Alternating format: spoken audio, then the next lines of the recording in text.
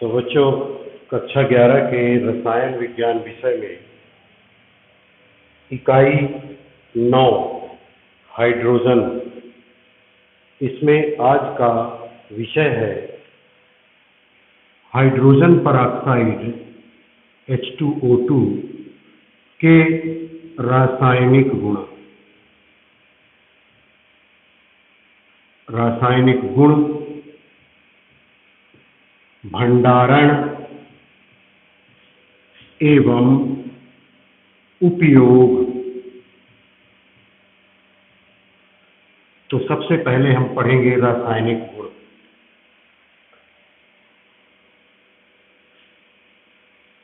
Hydrogen peroxide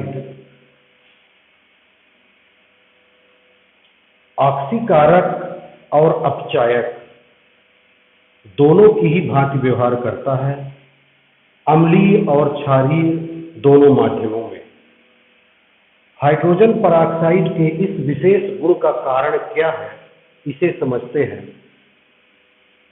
hydrogen peroxide में oxygen की ऑक्सीकरण अवस्था -1 होती है।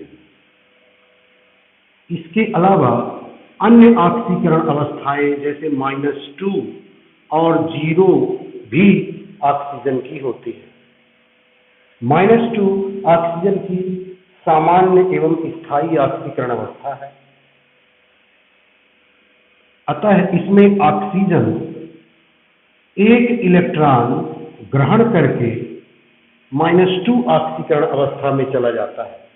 जैसे H2O में ऑक्सीजन की -2 ऑक्सीकरण अवस्था होती है, इसलिए H2O2 में उपस्थित ऑक्सीजन आसानी से एक इलेक्ट्रॉन ग्रहण करके -2 ऑक्सीकरण अवस्था में चला जाता है और इस प्रकार ऑक्सीकारक की भांति व्यवहार करता है। इसी प्रकार यह एक इलेक्ट्रॉन त्याग कर शून्य ऑक्सीकरण अवस्था में भी चला जाता है। जैसे O2 में ऑक्सीजन की ऑक्सीकरण अवस्था 0 है, तो H2O2 में उपस्थित ऑक्सीजन एक इलेक्ट्रॉन त्याग कर शून्य ऑक्सीकरण अवस्था में चला जाता है और इस प्रकार इलेक्ट्रॉन त्याग कर अपचायक की भांति व्यवहार करता है। तो हाइड्रोजन परऑक्साइड ऑक्सीकारक एवं अपचायक दोनों की भांति व्यवहार करता है। यद्यपि ऑक्सीकारक के रूप में यह प्रबल और अपचायक के रूप में दुर्बल होता है। अब हम इसके ऑक्सीकारक और अपचायक गुण पढ़ेंगे। तो पहला है ऑक्सीकारक गुण।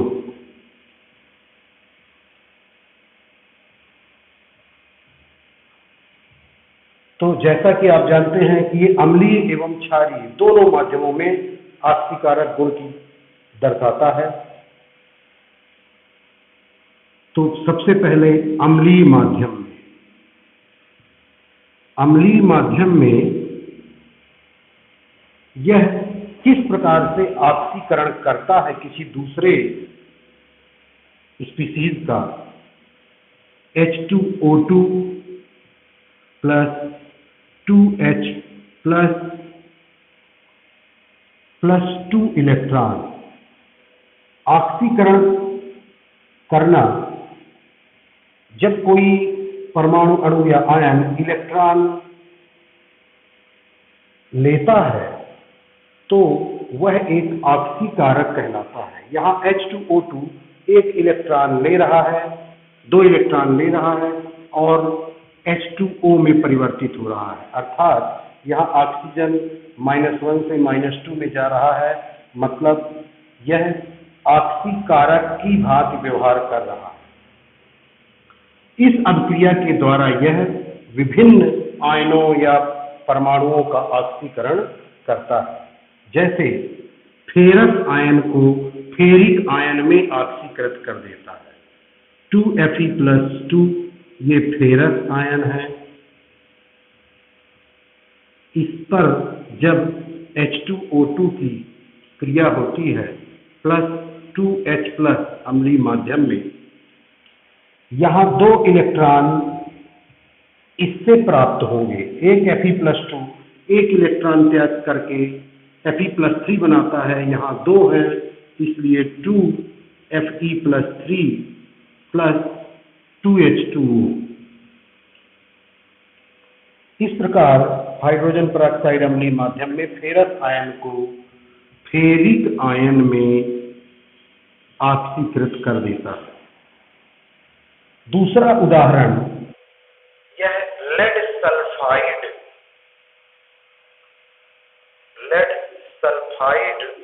को लेड सल्फेट में ऑक्सीकृत कर देता है, PbSO4 plus 4H2O। Lead sulphide को लेड सल्फेट में ऑक्सीकृत कर देता है। तो ये इसकी वे अभिक्रियाएं हैं जिसमें यह ऑक्सीकारक की भांति व्यवहार करता है अम्लीय माध्यम में। अब इसमें हम देखेंगे क्षारीय माध्यम में हाइड्रोजन पेरोक्साइड किस प्रकार ऑक्सीकारक की भांति व्यवहार करता है। तो क्षारीय माध्यम में इसका व्यवहार इस कारण से होता है, देखिए H2O2 प्लस 2 इलेक्ट्रॉन यह ले रहा है, इसीलिए यह ऑक्सीकारक की भांति व्यवहार कर रहा है और ये 2OH माइनस में परिवर्तित हो जाता है। यह इसकी मूल अभिक्रिया है क्षारीय माध्यम में ऑक्सीकारक गुण दर्शाने की। यह पुनः फेरस आयन को फेरिक आयन में परिवर्तित कर देता है। देखिए 2Fe+2 आयन प्लस H2O2, यह फेरस आयन से एक फेरस आयन से एक इलेक्ट्रॉन, दो फेरस आयन से 2 इलेक्ट्रॉन ले लेता है, जैसे यहाँ ले रहा है, और फेरस आयन फेरिक आयन में ऑक्सीकृत हो जाते हैं प्लस 2OH माइनस, 2 इलेक्ट्रॉन लेकर यह OH माइनस बन जाता है। इसके अलावा यह दूसरा उदाहरण हम पढ़ेंगे, Mn+2 को Mn+4 में ऑक्सीकृत कर देता है। Mn+2 प्लस H2O2, ये Mn+2 2 इलेक्ट्रॉन त्याग कर Mn+4 में ऑक्सीकृत हो जाता है, परंतु इसका यह ऑक्सीकरण H2O2 के इलेक्ट्रॉन लेने के कारण होता है, अतः H2O2 ऑक्सीकारक है प्लस 2OH माइनस। तो इस प्रकार से आपने देखा कि H2O2 अम्लीय और क्षारीय दोनों माध्यमों में ऑक्सीकारक की भांति व्यवहार करता है। अब हम इसके अपचायक गुण का अध्ययन करेंगे।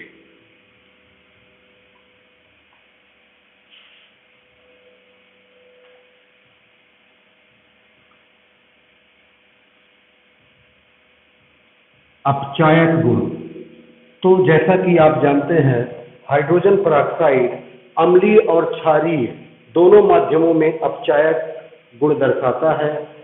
सबसे पहले अम्लीय माध्यम में, अम्लीय माध्यम में यह किस प्रकार अभिक्रिया करता है, H2O2 O2 plus 2H plus 2 electron. यहाँ देखने की बात यह है कि H2O2 इलेक्ट्रॉन का त्याग कर रहा है। यहाँ ऑक्सीजन वास्तव में इलेक्ट्रॉन का त्याग कर रहा है। इलेक्ट्रॉन जब यह त्याग करेगा तो जो परमाणु, अणु या आयन इन इलेक्ट्रॉन को ग्रहण करेगा वह अपचयित हो जाएगा और इस प्रकार H2O2 अपचायक कहलाएगा। तो ये इसकी अपचायक गुण दर्शाने वाली अभिक्रिया है। इसमें हम उदाहरण के स्वरूप पर पढ़ेंगे कि यह परमैंगनेट आयन को, उदाहरण है परमैंगनेट आयन 2MnO4-, इसको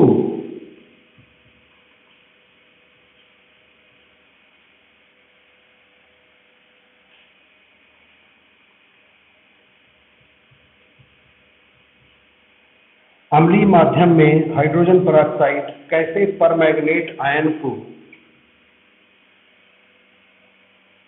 मैग्नस आयन में अर्थात Mn+2 में अपचयित कर देता है, प्लस 3O2 प्लस 8H2O। यहाँ आप देख रहे हैं Mn की ऑक्सीकरण अवस्था इसमें 7 है और इसमें 2 है। इस प्रकार Mn+7 ऑक्सीकरण अवस्था से +2 ऑक्सीकरण अवस्था में अपचयित हो जाता है और इसके अपचयन का यह कार्य H2O2 के द्वारा होता है, इसीलिए H2O2 अपचायक का कार्य कर रहा है। दूसरा उदाहरण हम पढ़ेंगे, यह हाइपोक्लोरस अम्ल HOCl को क्लोराइड में अपचयित कर देता है H2O2। तो देखिए O2 plus Cl minus plus H2O। इस प्रकार हाइपोक्लोरस अम्ल को क्लोराइड माइनस में अपचयित कर देता है। अब हम क्षारीय माध्यम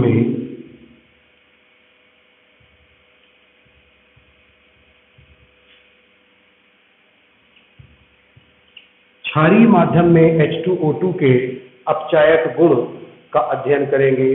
तो क्षारीय माध्यम में देखिए H2O2 प्लस 2OH माइनस, यह क्षारीय माध्यम में अपघटित होकर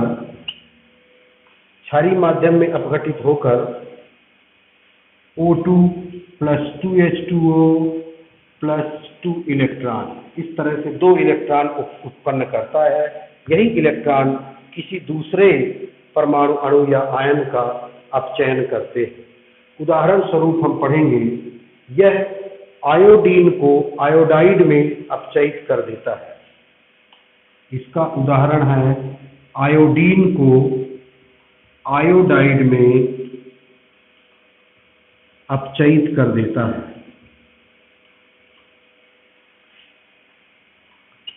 तो देखिए O2 प्लस 2H2O प्लस, ये दोनों आयोडीन इससे इलेक्ट्रॉन ग्रहण करके अपचयित हो जाते हैं और 2I माइनस आयोडाइड आयन बनता है। इस प्रकार क्षारीय माध्यम में H2O2 आयोडीन को आयोडाइड में अपचयित कर देता है। दूसरा उदाहरण हम देखेंगे, यह परमैंगनेट आयन को भी क्षारीय माध्यम में अपचयित कर देता है। 2MnO4 minus plus H2O2 plus 2OH minus. Permanganate ion को मैग्नीज डाइऑक्साइड में MnO2 में अपचयित कर देता है। 3O2 plus 2H2O।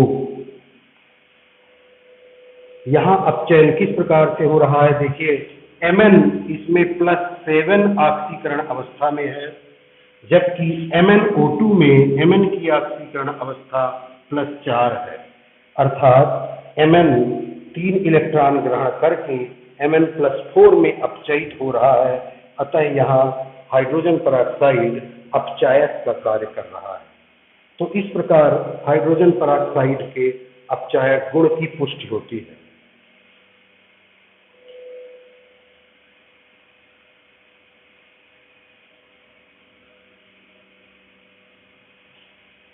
Hydrogen peroxide का तीसरा गुण विरंजन गुण।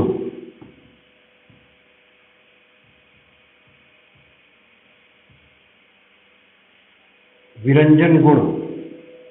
हाइड्रोजन परऑक्साइड एक उत्तम विरंजक है क्योंकि यह ऑक्सीकरण के द्वारा विरंजन करता है। इसीलिए सिल्क, ऊन, बाल इत्यादि को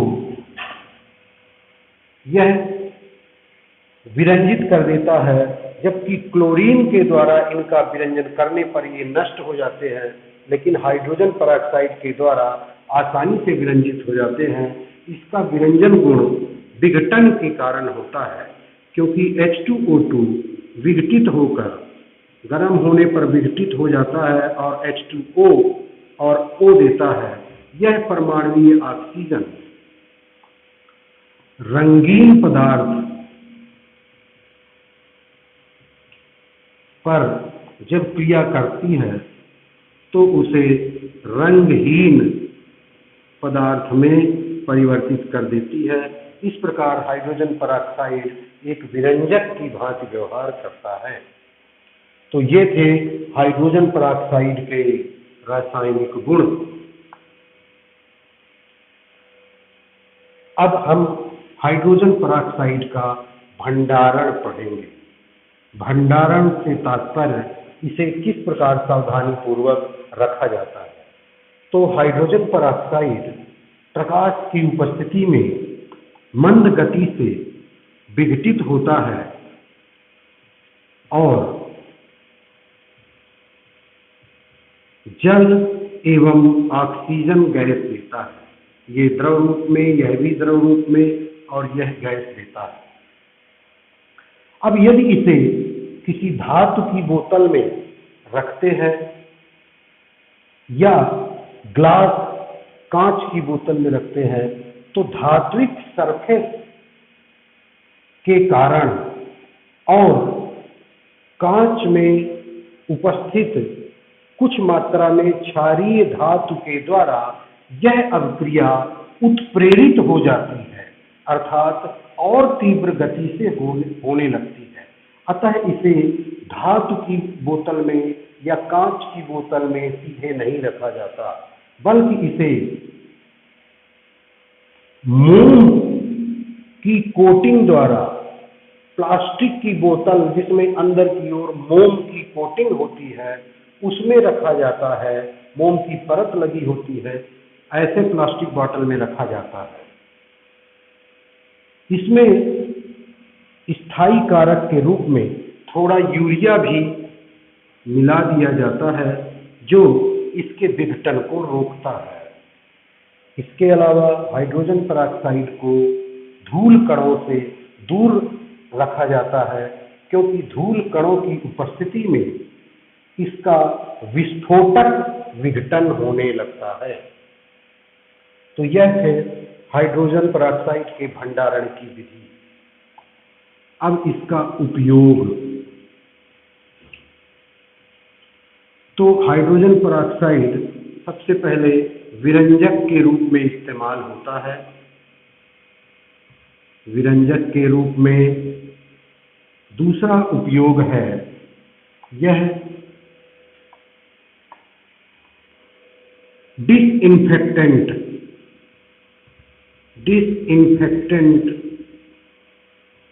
के रूप में इसका उपयोग किया जाता है।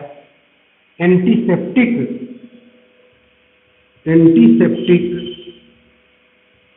के रूप में यह बाजार में परहाइड्राल